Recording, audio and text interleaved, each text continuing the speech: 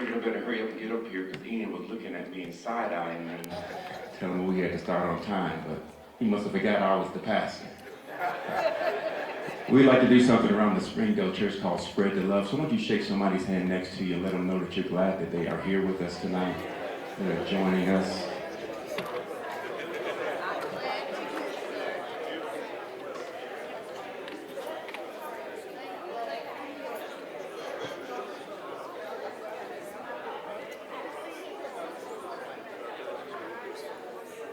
We are thankful that you made it out tonight.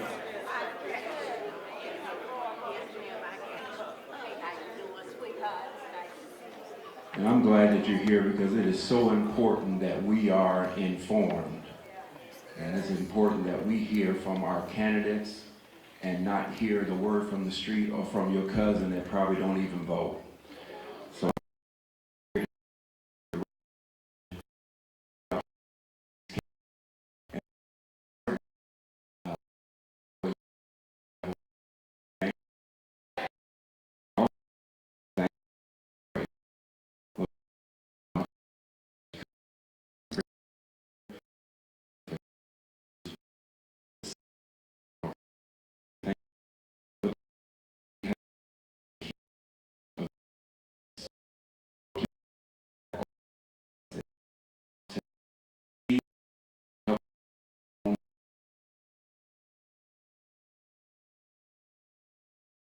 position, Lord, we ask you to help us to understand that we are in the Lord's church and we are still to respect and honor the Lord's church.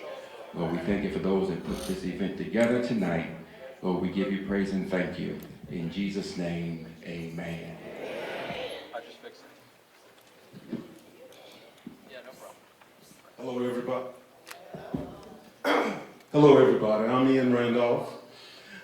I'm the chair of the Political Action Committee for the NAACP, and I also run the Shelby County Voter Alliance.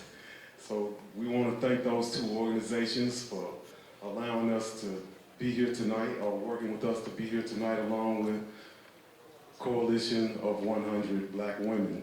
I'll pick up where the pastor left off. Realize where you are, and please respect God's space. On behalf of all of us, again, I'd like to thank Pastor Taylor for allowing us to be here this evening. In the last election, 4 years ago this time, the turnout was 11%. 11%. So 90% of the people in this county left it up to 11% of the people in this county to choose who is running this.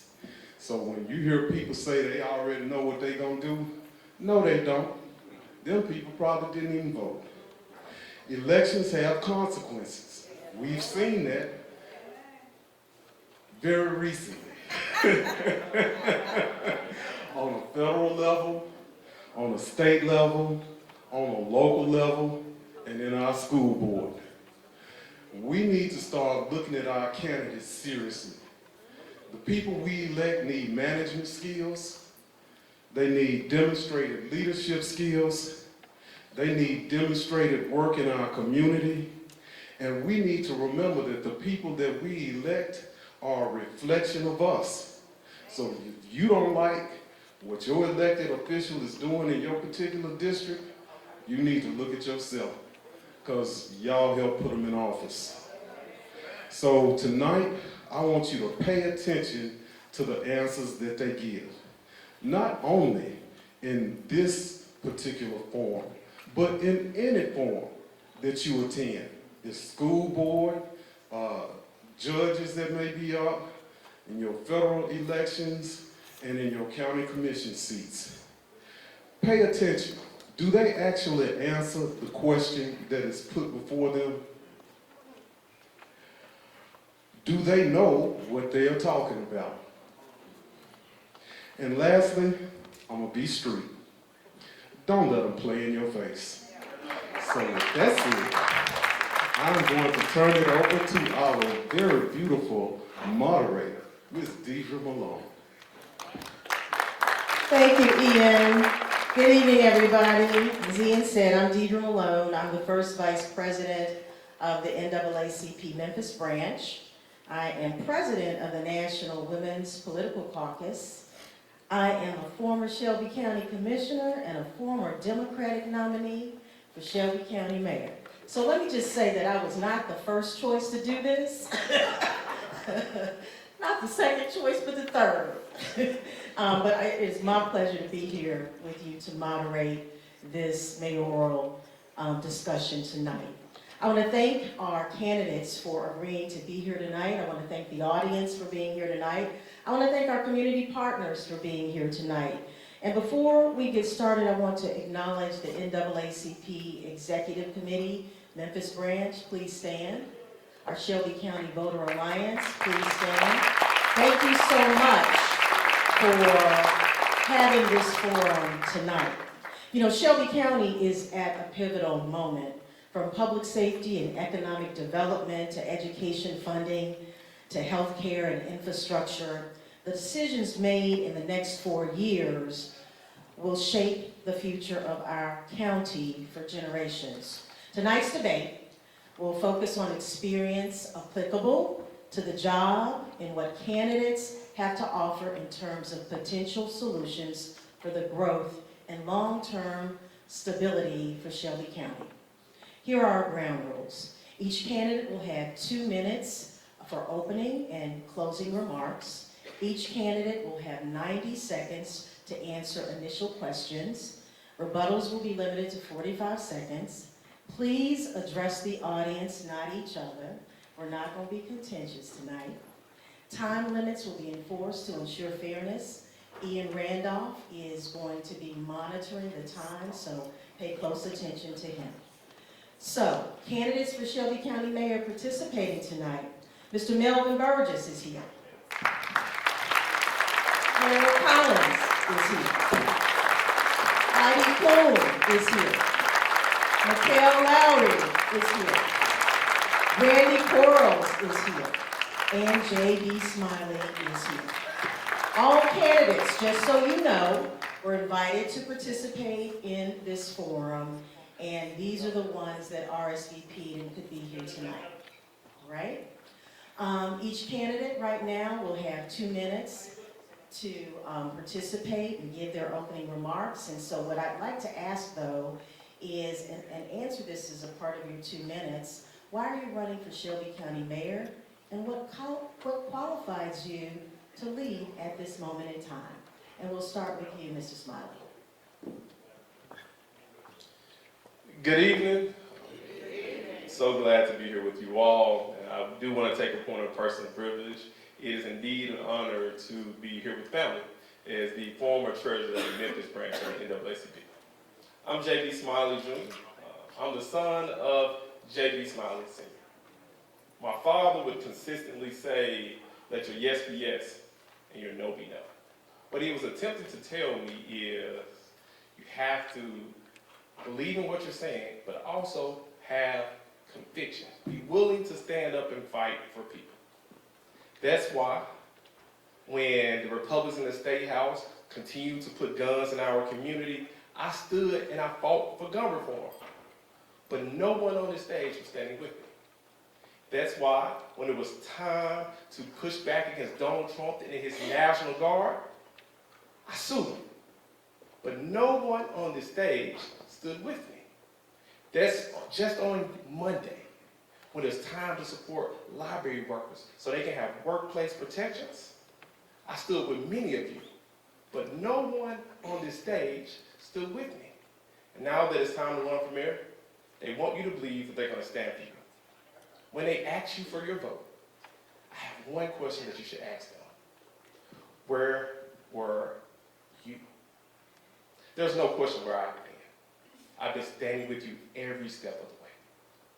The reason I am qualified to lead or serve the people of Shelby County right now, because we have people in the State House and the White House who don't care for our community. In this particular time, we need someone who's going to stand for us every single day. And we have no doubt that J.B. Smiley will stand for you. I'm J.B. Smiley Jr., and I hope to earn your vote today. Thank you. Thank you, Mr. Smiley. Mr. Collins? Good evening, everyone. To Pastor Taylor, who just moved to our great city and county, welcome. It was good to be here when you were being introduced to the community. To Pastor Lee Brown, we know how his legacy lives on in this particular community. And to all the vineyard workers here at Springdale. I'm Harold Collins. I am the Chief Administrative Officer for Shelby County Government. I am the 11th child of a cab driver for 51 years and a homemaker who never worked out of the house. We all went to Catholic schools. My daddy would get up every morning at 6 a.m. and drive that cab, pick us up at 8 o'clock, take us to school, pick us up from school at 3:15. Mama would have dinner on the table at 3:30. We do our homework. Daddy take a nap, get up at 6 o'clock, and be back in the street working for his family. That's the work ethic I know. As a young college intern, I worked in the 24-hour clerk's office, not midnight to 8. After graduation, I worked in Bubba Blackwell's office in the criminal court, clerking for Judge Fred Axman. 4 years later, I went into private business as a small business owner, operating private probation firms, supporting men and women who got released from prison. Today, I am the second in charge of our county, managing a $1.6 billion budget, 6,000 employees, 45 retirees, and a $1.7 billion pension fund. Why am I qualified? Because I do it every day. This is what we do day in and day out. Working men and women day in and day out. Answering the questions of our community day in and day out. Providing resources day in and day out. I'm Harold Collins, and I ask for your vote, and I ask for your prayers. Thank you, Mr. Collins. Mrs. Coon?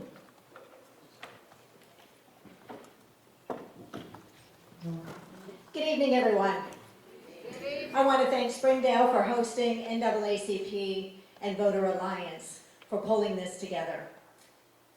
So I have worked in county government for over 25 years, and I have seen what leadership has done and where it falls short.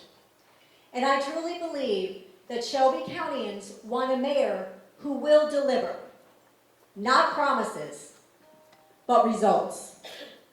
And in the 25 years, I have shown results. And it has been my heart and my mind to work on social justice and inequality. And I have started doing that when I started my journey with the Shelby County Health Department, reducing adolescent pregnancy. I then was the executive director of the Crime Victim Center, assisting women in domestic violence situations and helping individuals who had lost loved ones to homicide. After that, I showed results as the Deputy Director of Community Services over all victim and offender services, as well as Veterans Affairs and the Aging Commission. After that, I showed results when I became the Director of Training, creating a training program from concept to fully operational status for the 5,000 employees in Shelby County government. And then I showed results when I worked at the Sheriff's Office as the lead strategist and special assistant to the Sheriff, reducing the opioid epidemic within the jail, as well as providing mental health programs. And then when you elected me in 2018 and 2022 as your criminal court clerk, I showed results not only as the record keeper, but making sure that I assisted the community with getting an expungement. 10,000 expungements we've done. I am not here to manage a decline. I am here to build a future. I'm Heidi Kuhn, and I'm asking for your vote. Thank you, Mrs. Coon. Mr. Burgess? Good evening. Good evening. My name is Melvin Burgess, and I am not new to this district, District 7. Former county commissioner over here in District 7. And I see one of my esteemed colleagues when I was on the county commission time, Commissioner Henry Brooks. But I am Melvin Burgess, former county commissioner on the finance committee, budget committee 2 years, served 2 terms. I also worked 30 years with the Shelby County, Memphis City Schools, Shelby County Schools. I retired from there as the head auditor, or the chief auditor for the district. Currently, I am the assessor of property. Now, let's get this straight before we get going. I am not the reason that your taxes go up. That's a county commission issue, or that's a tax rate issue. But what I did do as your assessor of property was, I made sure that those rates did stay down, and also I made sure that when you came to that office, when you called my office, we give you #1, a service in that office. That was the reason why I became the assessor of the year, not just for the state of Tennessee, for the entire state, and West Tennessee, where I just received a lifetime award, which has never been received in this county, a lifetime achievement award in my office. And that was because I introduced a 2-year reappraisal, meaning that we want to get more frequent reappraisal. And I went against some of the big companies like FedEx, because if we did the 2-year reappraisal, you wouldn't have to pay the sales ratio. But we fought that to let them know that we're watching. And my motto in my office has always been, we value people over property.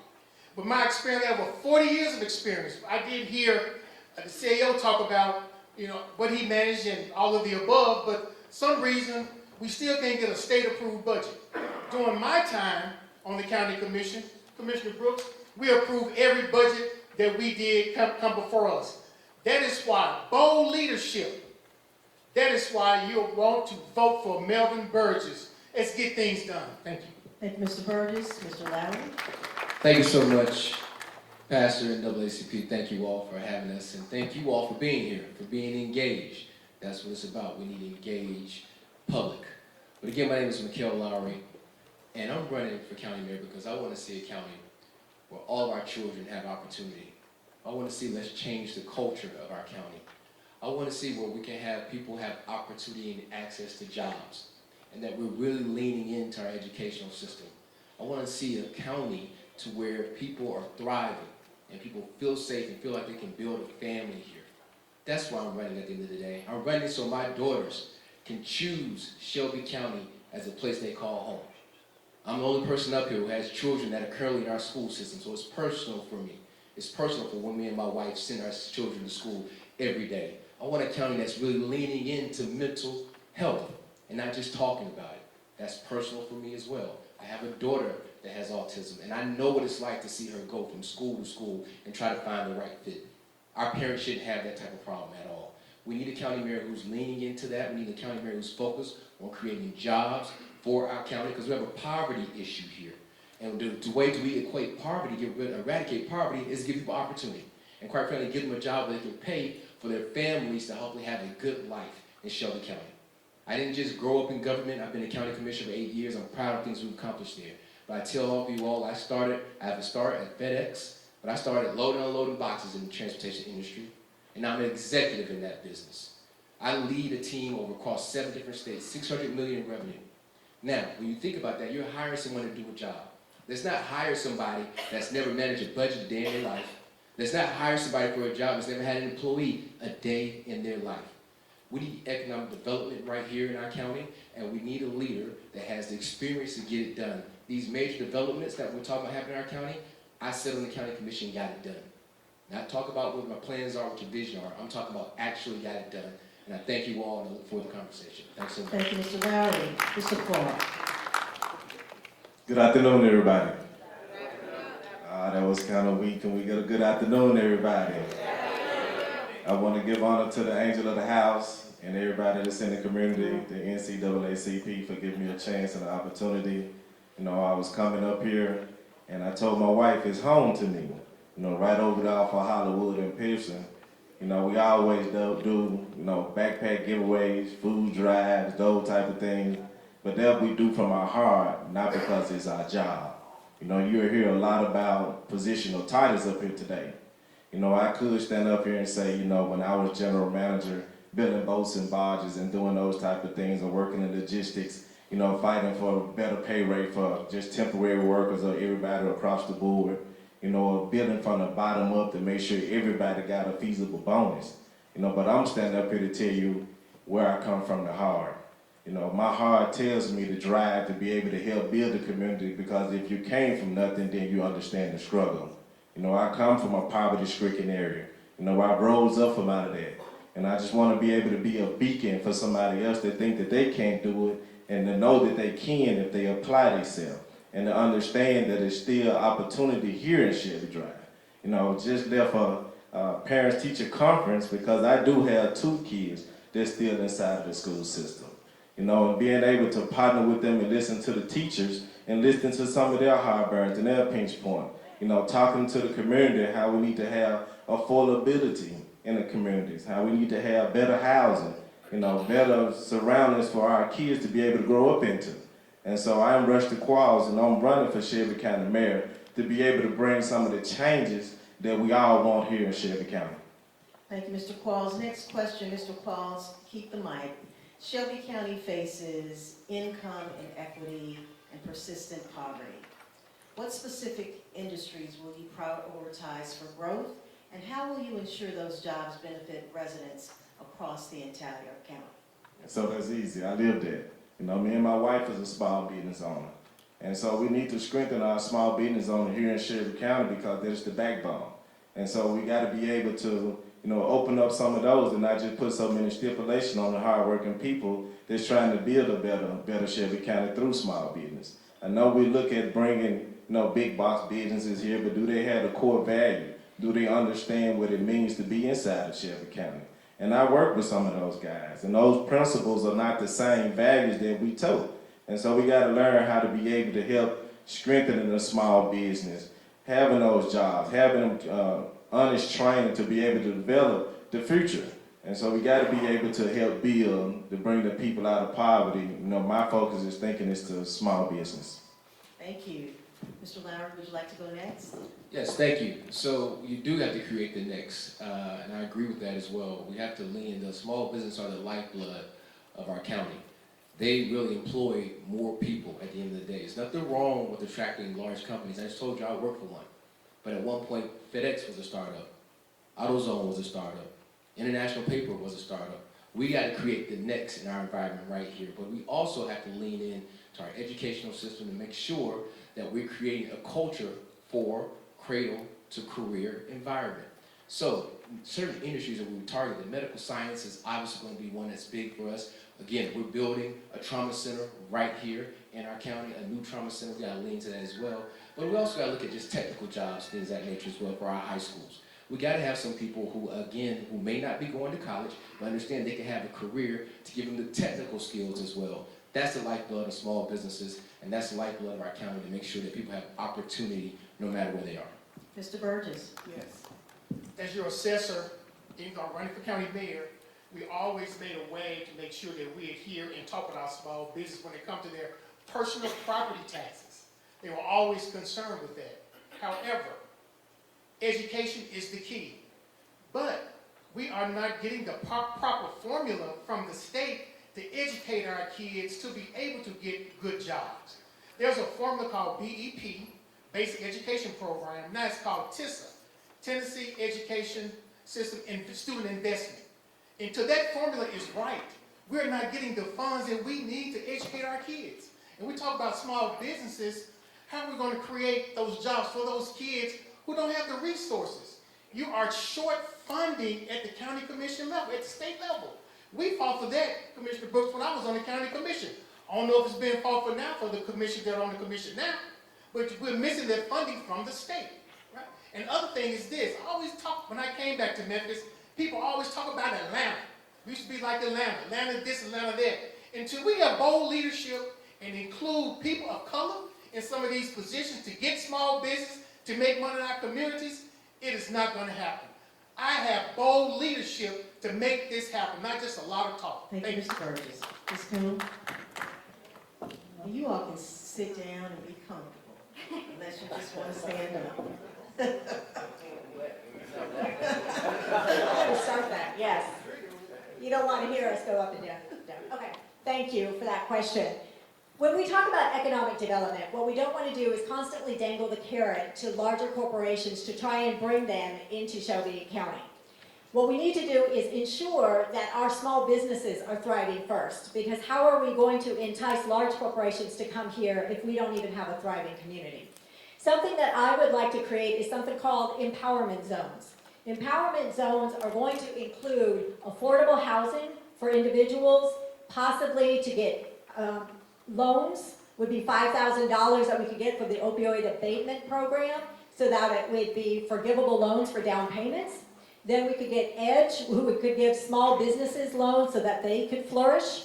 And then we want to make sure that our educational system is strong, because these empowerment zones, once we start that, we can take that through Shelby County. And when our neighborhoods are shining, the entire Shelby County will shine. Then I'll let you refute after everybody speaks, okay? Go ahead. I think the question was about, as county mayor, what would you do about income, equity, and poverty, correct? Yes. No, yes. Yes. Yes, Income, absolutely. equity, and poverty. Yes, that's Right, correct. Right. Well, first of all, I think I might be the only one on here who ever owned and operated a small business. I woke them up, didn't I? I woke them up. What we put together, and we operated, and we put about 16, 17 people to work here in Shelby County, making sure that payroll was being done and that families were being taken care of with benefits. That's where you start, small business. I agree with most everybody on this panel with that. The other piece is you have to be creative about recognizing who your customer is. In Shelby County, we know that many of our citizens live in poverty. And so therefore, it is up to us to create opportunities for them to do that. One, we are building a new Regional 1 hospital because that's what we did in the room. We made the proposal, the county commission approved it. We are building a new high school in Fraser, and that is helping people, small businesses, to get their opportunities. Wrap it up, Mr. Collins. Oh, I gotta stop. Yeah. Sorry. All right, thank you. Mr. Smiley?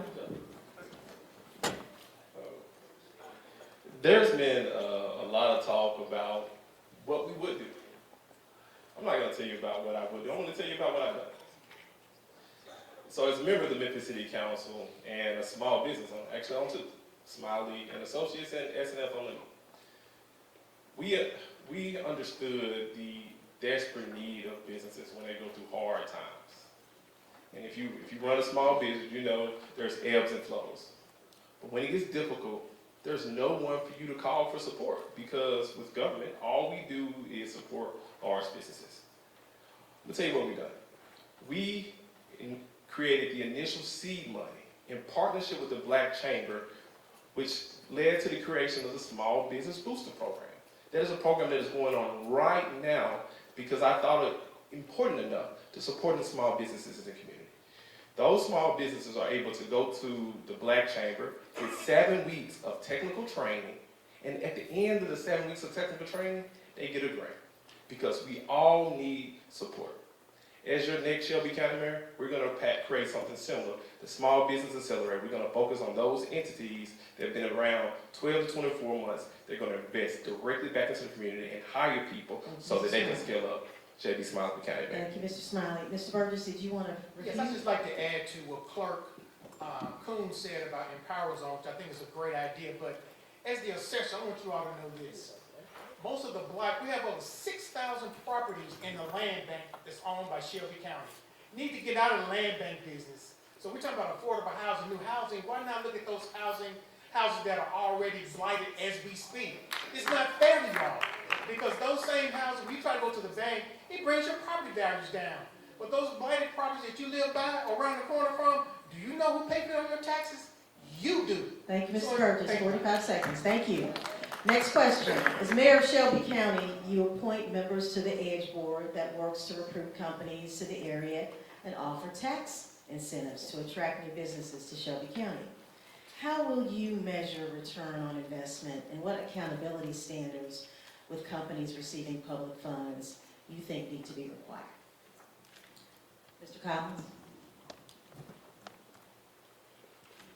First of all, we measure who serves on these boards by their level of experience, because you're hiring a county mayor who has the experience to do the job as well.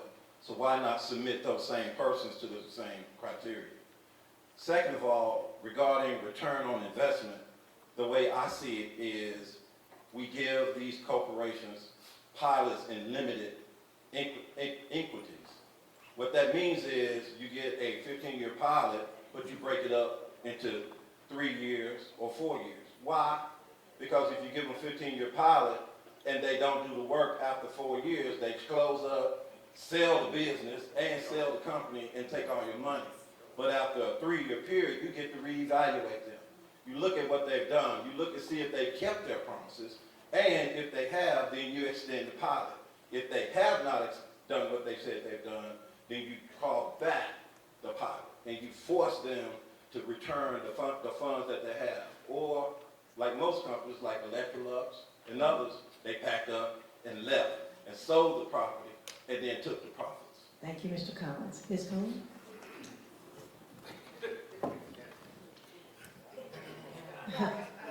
See what you said, President, here.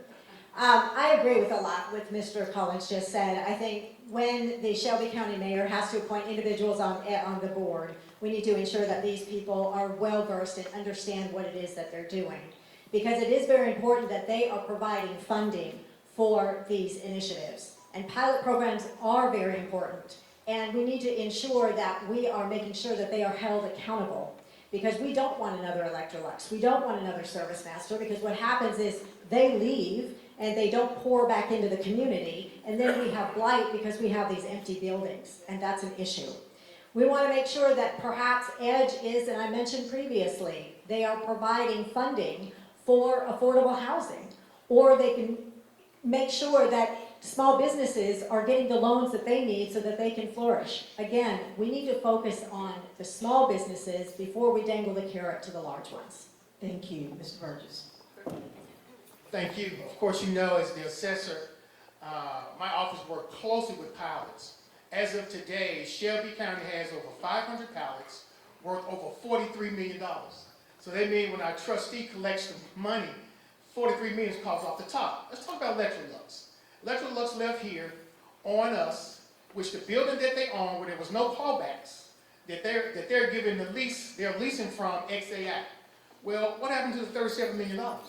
But yet we talk about abating taxes. This assessor, when I send out your assessment, I don't think we abate your taxes, do we?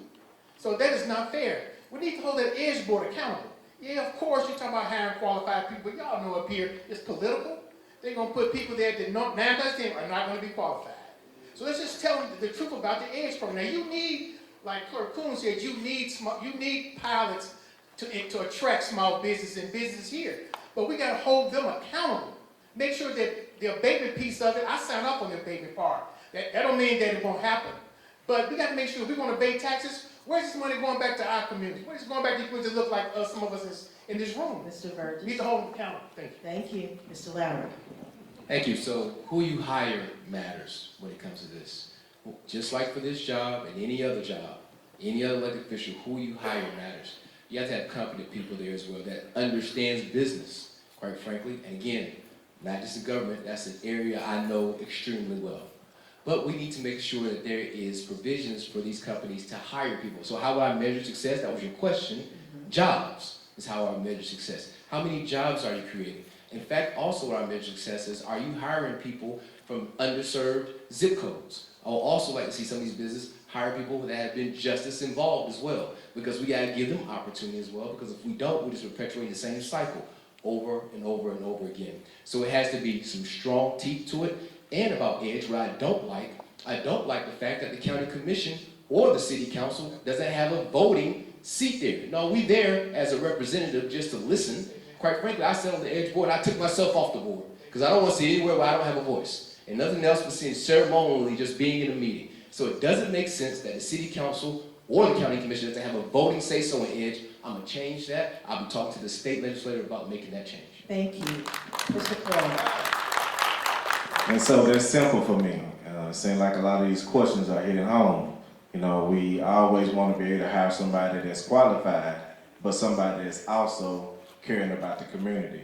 And a lot of times when we're in those positions, people only have their own personal interests and don't have any interest when it comes to the community or our kids or anything like that. For example, and I think everybody is aware, some of these big box corporations are laying off people. You know, I've been a part of that at some point when it came to some of the people that I was connected to. You know, reaching out to some of the 700 people that was laid off from Nike, some of the people that was laid off from FedEx. And so the task is simple. We need to start looking at their portfolio to make sure that they really have best interest, because everybody has a track record. And if they're going to follow the same normal cadence as the other big box corporations, then we need to start holding them accountable up front. You know, are they just going to wait till kids come from school to come straight into the organization and pay them less? You know, I have fought numerous of times to get suitable pay for everybody. Thank you, Mr. Quarles. Mr. Smiley. Okay, a few things. One, the individuals who are appointed to the EDGE board, we want them to be well-versed. Absolutely true. But for me, I think the most important quality is how committed they are to the community. Because when these large corporations come in, they're liable to do anything to our neighborhoods. But in addition, and we've seen that happen right just so recently. But in addition to that, I know I got a couple amens here, but in addition to that, in addition to making sure they're well-versed, the question for me when I hear a large corporation coming is, will they be good corporate citizens? I know many of you have children going to schools, and those schools are in desperate need of attention. We have over $1 billion of deferred maintenance. Why not require them to adopt the school and invest in those structures? I know we're tired of our kids going to school where there may be roaches, the roof may be leaking, the building may be falling apart, but yet the $1 billion, the $1 million corporations isn't investing in our children. Under the Smiley administration, we're going to invest in schools, we're going to make sure the board members are well-versed, but ultimately care about the people. Thank you, Mr. Smiley. Next question. For the last 15 years or so, there's been discussions around the need for a new jail in Shelby County. Do you think it's time for Shelby County to invest in a new jail? And where do you think it should be located? I'm going to start with Mrs. Coleman.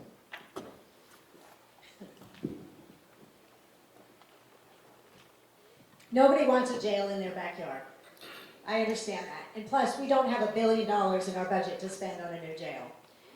I work at 201 Poplar, and even I don't want to be there. So it does need to be moved. And so my idea would be for it to be moved to the Corrections Center.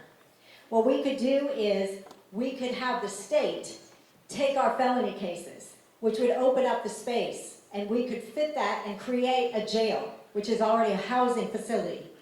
We could expand on that and just, it's not a housing facility, but we need to make sure that people, that's not a revolving door and we have a high recidivism rate. We need to make sure that we are offering services within that jail, because it's just not housing. We don't want to say, they're going to leave and say, well, good luck, because you know we're going to see them in a month or two. We want to make sure we're providing services for housing, addiction services, mental health services. So we need to look at the whole person. So do we need to move the jail? Absolutely. And I think corrections is probably the best location for it. But I also want to see us including technology, because we need to have virtual hearings. So we don't necessarily need to have it at 201. Thank you. Mr. Smiley, you were reaching for the mic. I'm going to let you go next. Okay, the question is, for the last 15 years or so, there's been discussion around the need for a new jail in Shelby County. Do you think it's time for Shelby County to invest in a new jail? And where do you think it should be located? Well, let's just talk about what happens when you go to the jail. If you had an opportunity to visit the jail. Not too long ago, I went to 201 Poplar, and I went up to the top floor, and what I saw was people laying on cots, laying on the ground.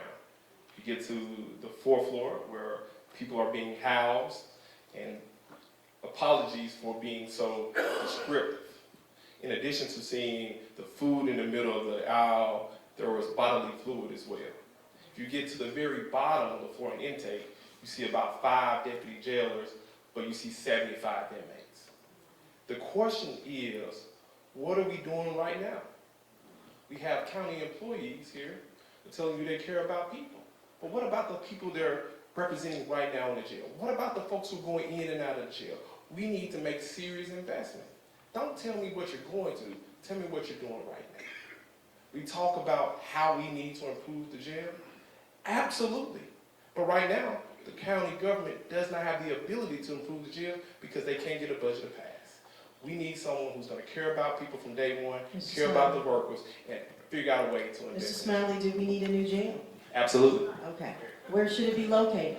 Wherever the people say it should go. Okay, thank you. Mr. Collins, next. Number one, I think I've been on record by saying we don't need a new jail. And my reasoning is this. The correctional center is 102 years old, and it's functioning and working, and people are being serviced and cared and in custody out there. The issue with 201 is not the building. Mr. Smiley might be right. It is the people there, the lack of people there. There's not enough jailers to supervise the number of people in the jail, which makes it difficult to maintain the jail. I submit to you that if we did anything, we should fix the jail. One, because we don't have $1 billion to spend.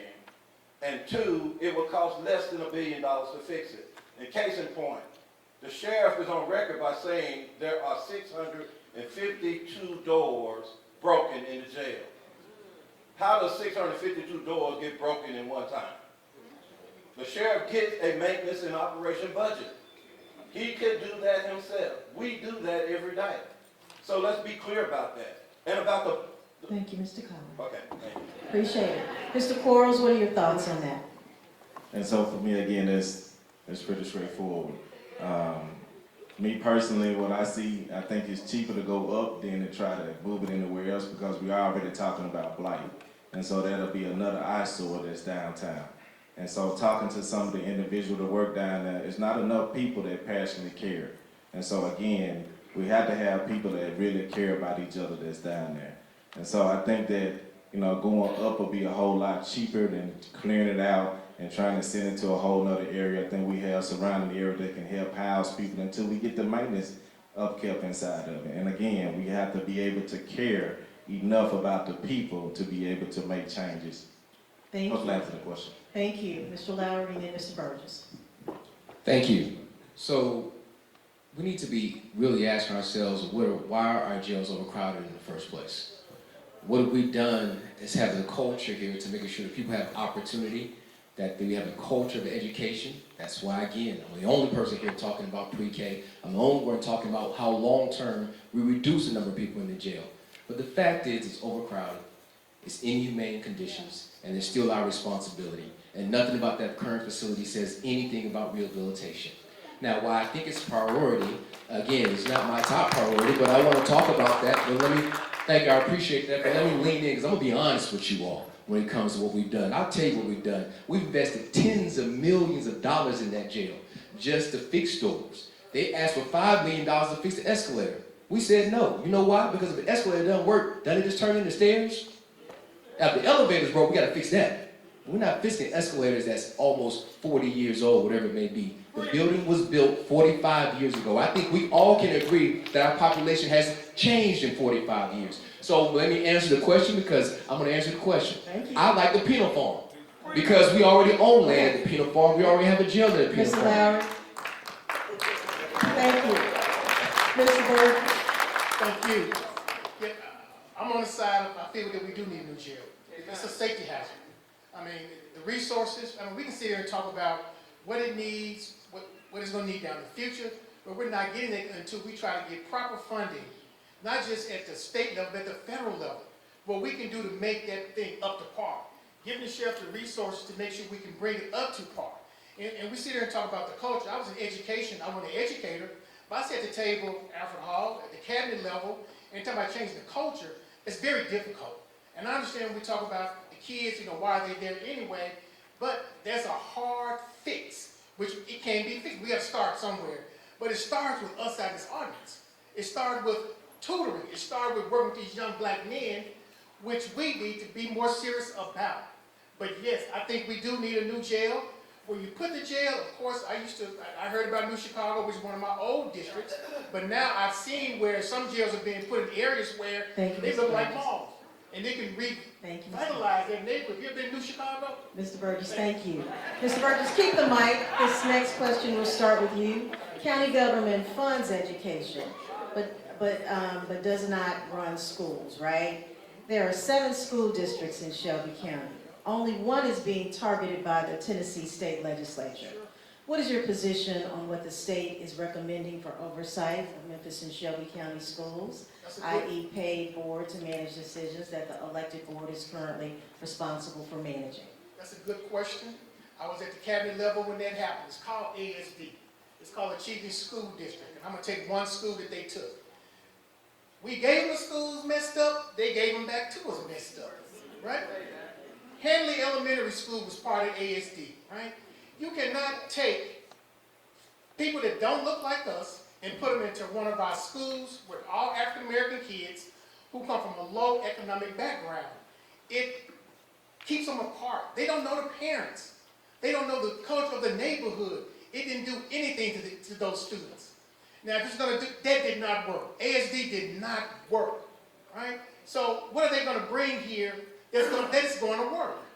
It did not work. It did not help our students out. Why it always seems like our students at the low end of the pole come from these neighborhoods where they're not going to thrive, always doing experiments on those group of kids. Mr. Burgess. Why is that way? Mr. Burgess, thank you. It did not work. Now, Mr. Burgess, thank you, Mr. Burgess, thank you. We got to keep to the 90 seconds, okay? Mr. Lowry. Repeat the question. So the question is, what is your position on what the state is recommending for oversight for Memphis and Shelby County schools, i.e. paid board to manage decisions that the elected board is currently responsible for managing? Thank you. Extremely vehemently against any state involvement with our schools. Shelby County should be governed by Shelby County. But you also need a county mayor that's more involved in education. I don't like the current process, quite frankly. I don't know any other process in life where somebody pays for something but has no say-so on how you spend your dollars. So think for this minute. We just talked about the school system is closing 5 schools. That is detriment to communities and everything else. Now, but that's tough decisions that have to be made. But this is why I don't like the process. So the school closed and it stays there and it's blighted. And then somebody makes a decision to go talk to the superintendent, and the school board says, hey, let me buy this building for $1, or let me build all the stuff around that. Well, your tax dollars paid for the school.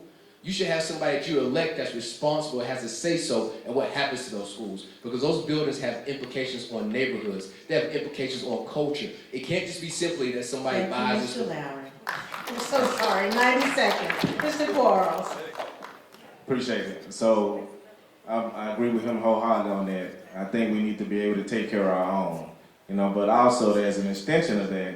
We as elected official, or they as elected official, or if I'm elected, we need to partner with the school system. So some of the things that I have done, I go inside of the schools, I talk to the kids that's making a transition from young adults to an adulthood, so they'll be able to understand what they're walking into.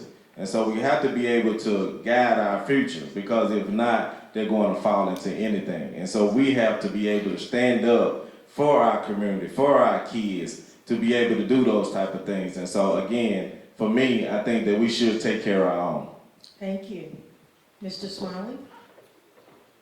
We've already seen this story, and it turned out to be an absolute disaster for our community. Look at the Achievement School District. But in addition to that, it's not just about the inability of the state to manage our school district. It's also about the inability of this current commission to fund deferred maintenance. We want to throw all the blame on the current school board, but it's the county commission's responsibility to address deferred maintenance. And we spend a lot of time talking about these ideas, but what are we doing now? We should not be allowing the school to take over. We should be all pushing back against what we're seeing. They don't care about our community. We need to maintain local control. Quite frankly, more of us should be talking about it. Thank you. Mr. Collins? We spend, as taxpayers, $437 million for 8 school districts. The University of Memphis now has its own school district as well. And so for us, it is about making sure that we get the quality that we deserve. But more importantly, it is the county commission that makes the decisions about funding. And it is our administration that has pushed back on the school board on votes. Particularly, our administration vetoed a vote on the county commission to override the people's vote for the school board. That vote was overridden by the county commission by one single vote. Then a judge rules that the county commission was out of order. And so what you gotta have is good people who serve and understand to make good decisions before they try to excel to other leadership positions. That's where we need to be fighting for. Thank you, Mr. Collins. Give me 1 second. Let's get through and then I'll get to you. Ms. Coon? The nexus of success for Shelby County is education. It all starts with education, and I am adamantly against a state takeover. We need to be partnering with the board and talking about universal pre-K. We need to be talking about mental health programs for children. We need to be talking about illiteracy rate and testing rates in the schools. We have a real problem. And these schools closing probably needed to happen, but the conversation needs to continue as to what we're going to do with those schools, because we don't want them to be blank.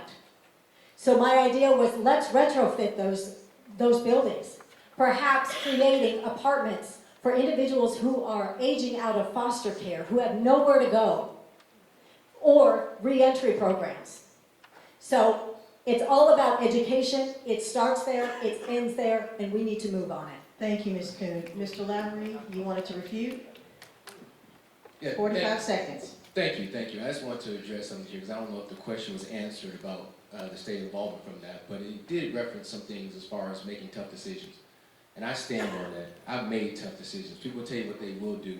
I've taken it on the chin and done what I think is best for our community. So let's just back up a little bit.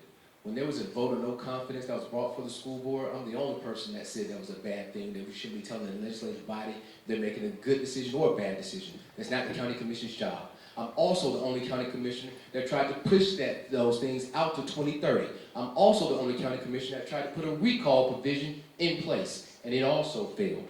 So it got to the point where this continued to be a contentious issue in our community. And if I said it should be handled by the courts. It shouldn't be this interpretation in this body, and I'm glad we respect the court's decision, but I'm glad the Thank you, Mr. Lowry. Appreciate it. Mr. Burgess, did you have something? I just want to say two things. I hear about qualifications and, about the schools or whatever, but of course, for the last 2-3 years, I know county government overspent their fund balance, so they had to go borrow money to balance their budget. That's number one. Number two is to say this: schools closed because of the migration. Because a school's just like a business. You got so many principals, cafeteria workers. It has to match up with the money per ADA, which is in the classroom. It's called average daily attendance. Don't y'all know, as the assessor, we're losing 2,000 Shelby counties a year? That's how many we're losing. People are moving out of the county. My kids ain't coming back here to work. Are your kids coming back here to work? So we have a problem here. Education is a problem. But that's why schools close. We need schools in East Memphis too, because they're busted at the same steel in East Memphis, right? So that's why schools close, because I know it's a hard decision, like Commissioner Lowry said. Mr. Burgess, thank you. 45 seconds, It Mr. won't take Collins. 30. It won't take 30. Two things. Number one, the county commission overspent the budget because it is the county commission's responsibility to allocate resources. And number two, both of my daughters moved back to Memphis. They went to school out of town. They came back home because they loved their community. They wanted to make investments, and that's what we've done. Thank you. I want to make sure I get a question in from the Shelby County Voter Alliance. And Ian, we wrap up at 7, right? Okay, so let me get this question in. Many eligible voters lack reliable transportation to vote. As county mayor, will you commit to increase funding for public transit and voter access for transportation, such as raising annual transit investment to reduce a major barrier to the civic participation? Let's start with Mr. Smiley. Yes, sir. Many eligible voters lack reliable transportation to vote. As county mayor, will you commit to increase funding for public transit and voter access for transportation, such as raising annual transit investment? So currently, right now, Matt is switching to a model to allow for free fare. But I don't think that gets us where we need to go. I think the way of the future is getting to a place where we can have regional transportation, when all of the municipalities participate in public transit. After all, if we connect people to jobs, we're addressing poverty, but not only are we addressing poverty, we're addressing crime. I think that's what we all want. People want good jobs, be able to get to and from work or places of fun, but most importantly, they want to feel safe in their homes and their community. Transportation connects people all around our community, and we need people investing in transportation, each and every municipality, not just the city of Memphis, not just the county, but Millen Charles and other municipalities as well. Thank you, Mr. Smiley. Mr. Collins? I think early on in our tenure, we proposed a resolution to the county commission to be a part of funding that, somewhere to the tune of about $300,000. And the county commission approved it. But the caveat was for MATA and the city of Memphis to agree to give the Shelby County a board seat, which they declined. And so we were in negotiations about trying to get that seat so that they could get the $300,000, because we recognize that transit is important in Shelby County. We recognize the importance of people not having adequate transportation to get to and from jobs. This person, when I'm elected county mayor, will continue to look for ways to provide transit opportunities for Shelby counties. That's what we will do. Thank you, Mr. Collins. Ms. Coon? Transportation is just not a city of Memphis issue. This is a Shelby County issue. And unfortunately, we have not had a seat at the table, and we do not fund MATA. But I agree that we could do that. But we also need the city to dedicate some funding perhaps for us for education. It is very important that we look at transportation for people to be able to get to and from jobs. At one time, it was concentrated because individuals lived in areas in which transportation was much easier. And it's not now. We are so spread out.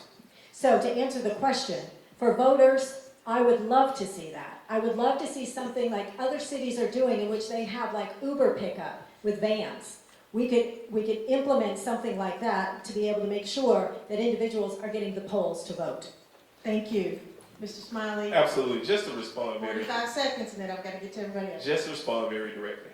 Right now, the city of Memphis is the only entity funding pre-K. Because right now, the pre-K funding bill is sitting right in the county administration's unsigned. All right, Mr. Burgess? Yeah, thank you. I mean, transportation, we know the reason why it's the way it is now, because certain people sit on that board. That's what that's about. So you're trying to tell me that public transportation is not important in the inner city? I got 4 homes over New Chicago. Can't get them rented because either one, a person can't catch the bus to go to work at 3 in the morning, and number 2, Ms. Jones said she couldn't do it no more.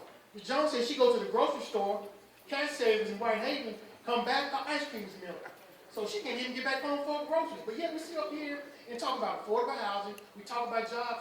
How they gonna get there? They gonna crawl to work? How they gonna get there? We're not serious about that. If they would have been fixed, it would have been fixed. Yeah, we're gonna bring companies and jobs here, but how you gonna get to work? You gonna crawl to work? No, you gonna catch an Uber. You got money to pay for Uber? So are we serious? No, we're not serious about that. It would have been fixed. But yeah, these are people that we talk about who are trying to rejuvenate. Thank you, Mr. Burgess. Mr. Loud? Any thriving community has a robust transportation system. We have to have it. And I agree, just because we're running for the same office, we can agree, we got to stop operating our silos. It can't just be one issue, one entity's problem. However, I don't like the system. Sometimes you got to slow down and speed up. MATA should be concerned with how do we get people to and from jobs. Where are rapid lines? Where can we decrease some lines? And where do we, quite frankly, we have to slow some things down. People don't want to hear that. But if we don't, somebody's going to come disrupt that industry. Just like someone came and disrupted the taxi industry. Just like someone came around and disrupted the hotel industry. If we don't fix that, some private organization is going to come in and try to disrupt public transportation as well. So I want to see that the county has a seat at the table. It does need board seats for the governance at the end of the day. But also, too, we got to get out of our silos. Ian, you may remember, we were working with the Memphis Housing Authority Board, but a lot of you may know we used to have a Shelby County Housing Authority Board as well. We got rid of the Shelby County Housing Authority Board. We combined them because we found some efficiencies. Thank We you, got Mr. to find some Loudon. efficiencies in our funding as well. Appreciate it. Mr. Quarles. Yes, thank you. And so for me, I think we do need to put some of those funds in there, but not just to data dump, because some of this money that's going towards transportation is disappearing mysteriously. No, but I just echo what I hear from the community. When I'm trying to board public transportation, the system or the scheduling is still 20, 30 years old. How do we shift that more towards technology? You know, we got technology at the tip of our fingers now. Can they book a board and to be able to get on those public transportation just like a Uber? Could we have some of those things in consideration too, where we know how many seats are on there, how many people are trying to get to work? Can we make it a little bit more convenient for the people and not just for ourselves? So as we wrap up and we close out and we provide your two-minute closings, I'd like you to think about and respond to, if elected, what would success look like for Shelby County 4 years from now as a part of your closing remarks? Mr. Quarles, we'll start with you. So for success for me would look like is unity across the bridge. I know we had asked a question about, working with Republicans and things of that nature. But I think we all just need to come together, and like I always say, it's not about me, it's not about you, it's about the people. Can we put our own personal differences aside and help each other? Because when we look at helping each other, we always have one statement, especially when it comes to a child. It takes a community to raise a child. That's true up to a certain extent. For me, it takes a healthy community to raise a healthy child. Until we come together and be able to have a healthy community for our kids and for our family, then we will not have a healthy community. Thank you so much, Mr. Lowry. Thank you. While I appreciate the question, I'm not running for success in the next 4 years. I'm running for the success in the next 40. I want to talk about what we're going to look like from a generation from now at the end of the day. I want to see a Shelby County that's thriving, a Shelby County that's treating everyone with respect, a Shelby County where you can send your child to a free educational system and have all the resources that they provide. A Shelby County that's looking at all of our students, no matter where they fit on any spectrum, and they have the opportunity to succeed. A Shelby County where jobs are created for our high school students. A Shelby County where our collegiate population continues to grow, because that's also the other sign of a thriving city, when you have a collegiate population that is thriving. Someplace where we all feel safe, someplace where safety is, and someplace where we can all retire with dignity, with more money in our pockets. So 4 years from now, I'll be looking to see us continue to fund pre-K to make it universal, but my success will be with my daughter say, thank you, Dad, for the environment you helped create. Thank you, Mr. Lowry. Mr. Burke. Yes, thank you. So my success would say, or would be, that we all know when we drive east, the city divides at Highland. We all know that, right, for the most part.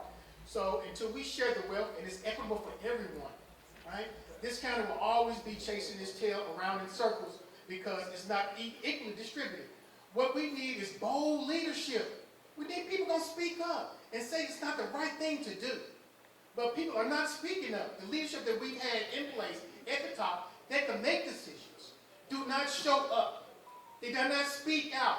We can all sit up here and give all this jargon about the jail, about Regional 1, about blight, all the above. I promise you, some of the things that you're going to go back to your community, you're going to see the same things that probably up here we have been promising for years. But until we change that mentality, until we speak up, we got to be bold and speak up. And that's what my campaign is about, bold leadership. Right? I can walk away, I can be through.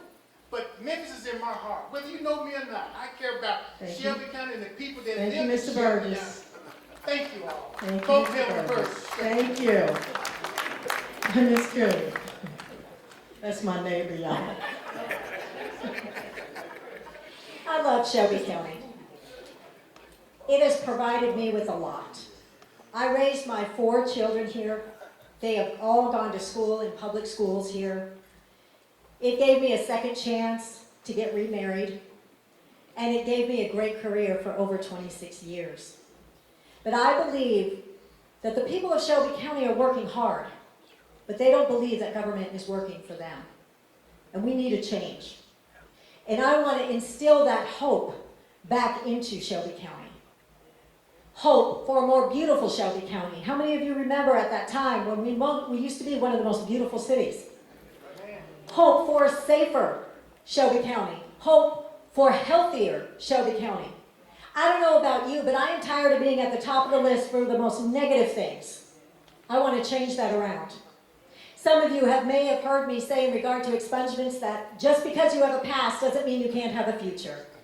And I believe that for Shelby County. We have a past. We are currently dealing with issues, but we have a future. And I want to lead that future. And I want to bring back hope.